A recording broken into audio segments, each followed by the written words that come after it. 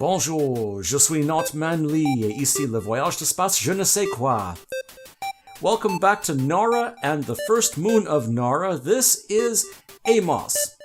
A mere 640 kilometers across, 2.3 microkerbins in mass, and a surface gravity and delta V requirement very much like je ne sais quoi Dres. A day is just under 65 hours and it is tidally locked with Nara and has a very slight inclination, again non-zero like the majority of moons around these major bodies. Delta V to get out here from low Nara orbit is 1100 or so meters per second, capturing is just under a kilometer per second, landing and descending is pretty easy, just under a kilometer per second for both. It's a decent place to visit. It has a great science multiplier for what it is. It has very impressive surface features for a body of this size. If an interstellar expansion ever gets applied to this could be a good staging area for those, kind of like Jump Zero. It is very dark and very cold out here, and at least with my version of Copernicus, terrain traction problems made driving rather difficult. When we last left our heroes Chris, Bob, and Doug Kerman, they were just entering orbit above Amos, and they were trying to get a slightly better orbit, getting ready to land. We had just captured from a direct warp out from a polar Nara orbit, so things are a little skewy right now, but we're going to fix that up. And there we go. This orbit passes directly over the target marker we placed earlier, where we think we saw the one and only anomaly on the surface. There's the sun, and there's the inner system. Basically anything inside ELU is inner system at this point. There we go. I got this craft fully fueled up, and we're going to transfer Bob and Doug Kerman into the lander rover, just like we've done for other smaller moons. We just use this craft as a lander and a rover. It has vertical takeoff and landing, and there are servos on those Twitch radio-mounted engines. We'll get a little bit of science up here too. A very, very good science multiplier for even just high space. Now here I've got the brightness turned up to 50%. Normally I have it around 30%. That was a request from a viewer, but I don't know. Everything looks kind of washed out compared to the star field. It just looks, well, like really bad contrast on an old CRT monitor. I'm sorry. After this, I ended up changing it back to 30%. But with our slightly elliptical orbit, we're still able to get the lander down here, and we are just approaching the surface of Amos, where we can begin to see some of those features. Finally, as the ambient light setting takes effect. There we go. Yeah, I hope you can see the resemblance to Dres. If not resemblance to Dres, maybe a resemblance to Edna? I don't know. Anyway, I decide I'm going to need the extra thrust to weight, so I use those landing engines for horizontal thrust. And, well, we had pretty good result with this, I thought. Able to do maneuvers in a reasonable amount of time. I don't know why, but this craft just seems heavier than previous iterations of it. We're not having any thrust issues that I could tell, anyway. Now at one point, I thought, okay, we are so far away from the sun, let's set the ambient lighting down to 0. There we go, full sunlight. Let's just get the craft rotated, there we go. Could barely see the craft against the backdrop of Amos there. Yeah. I had no idea what was out there, why I was circling it, but hey, who knows. I think it was Enon that I was looking at, and a very deep crater over here on the surface, after setting the brightness back. And with a ambient lighting setting of 0, we've got a good shot of Nara there. Here comes the landing. Now, in spite of this being Dres-like for landing, it was pretty treacherous, I thought, because of all that crazy terrain between here and that landing marker we've got. This is one of the reasons why I wanted the benefit of those engines for landing as well as for decelerating. There we go. So here I go. I thrust up if I want to raise my apoapsis or separate out my target marker, but I don't just thrust prograde again. That way I don't increase horizontal speed.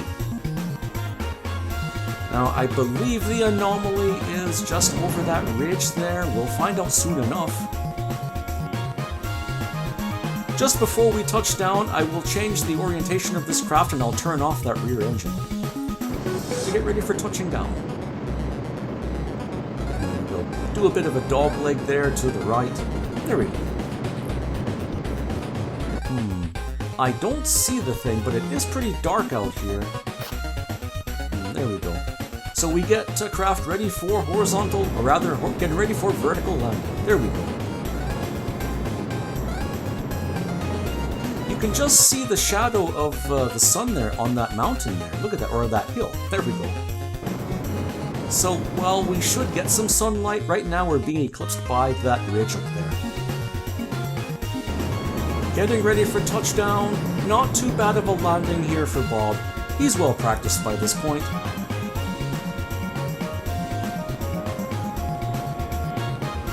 We got some floating terrain here. This doesn't bode well for our landing. And touchdown. And uh-oh, we got that sinking feeling again. Oh well. I got a piece of advice from a viewer who told me to try to turn off making history. There was an add-on for that, so I tried that, and well, it didn't make all that much of a difference since I was already here, but I think it worked better for future landings at other places. Anyway, I was able to put it on its back and then touch down. Here we're getting a closer view of that anomaly there. We'll see if we can get a closer target marker to it. Come on, Chris, see if you can get us closer.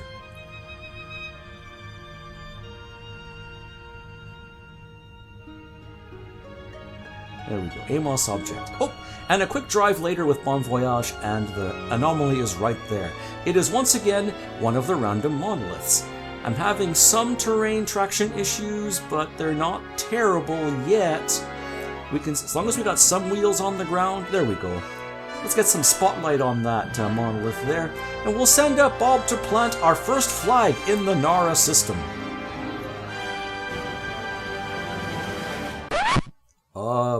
Where's the flag, Bob? Not this again. Anyway, I get Bob and Doug, I quick save, I exit and reload, and there's the flag. There we go. So again, it plants the flag at the nearest quick save location, but we'll take that. There's a good shot of Nara in the distance up in the highlands. On our way up to the poles, we traverse 4 different biomes, and we do find this thing that does look a little bit different from all of the other rocks. Finally, we find something that our scanning arm can use. It is a Tylo Dark Boulder. Hey, I'll take anything out here. And we get over 800 science for that too. Pretty good, but we can do better than that in this system. After sorting that out, we drive the rest of the way up to the North Pole. See if there's anything unusual up there.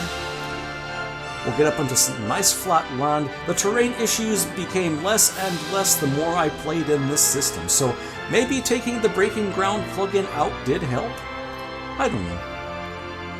I was still having issues here and there. But there's the North Pole. We just have a tiny little bump on that hill. Not quite as crazy as some of the North Poles that we've seen. But we'll take that. And because we are so wildly inclined with the sun, every North Pole is going to be, well, lit up a little bit at least. And that was a pretty short trip for us anyway. We get back down to the equator and try to line up with Chris's craft, and we take off. Pretty easy ascent if it wasn't for the fact that I had only 1/3 thrust. Come on guys, turn the thrust up. Good shot of Nara in the distance there.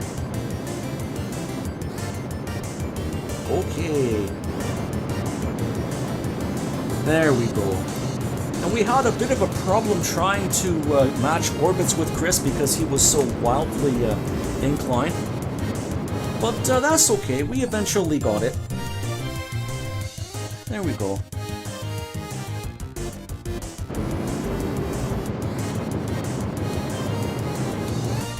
So we get within 9 kilometers here and we can do some fine adjustments after that.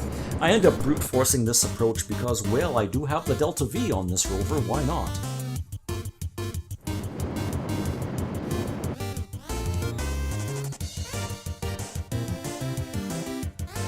There we go, there we go. I'm not going to mess with the brightness settings anymore. I think I'm just going to keep it at the 30% I've always been using. Unless I want to show just how dark something really is.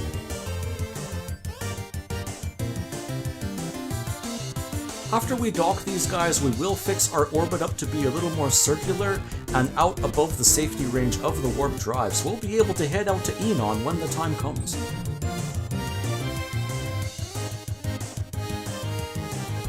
While all this was going on, we were still scanning the surface of Nara, and I don't have it on film here, but we did make some progress on surface scanning.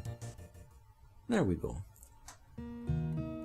A very simple dock later, and these guys are going to get hooked up again. After we're done docking, we end up getting rid of that scaffolding that contained our relay satellites as well.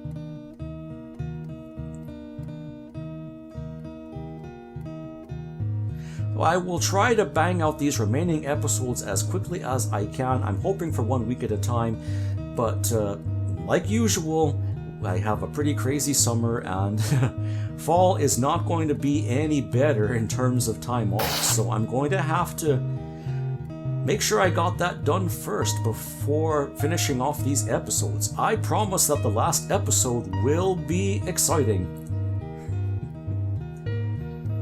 In the meantime, Bob collects all the science that he picked up from the surface of Amos, and we had at least 6 biomes on there. The usual stuff plus the poles.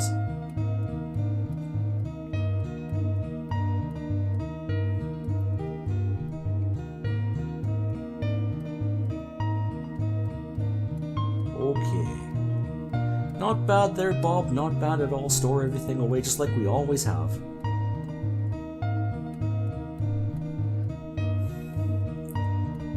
And like I said, the last episode's going to be pretty good, but we're going to have to send this craft back to go and pick up our Nara lander and Nara rover. In fact, those parts are so big that we're going to have to do more than one trip.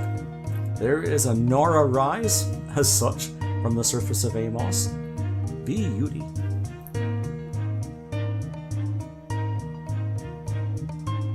After taking in that gorgeous shot, we get ready to deorbit our scaffolding.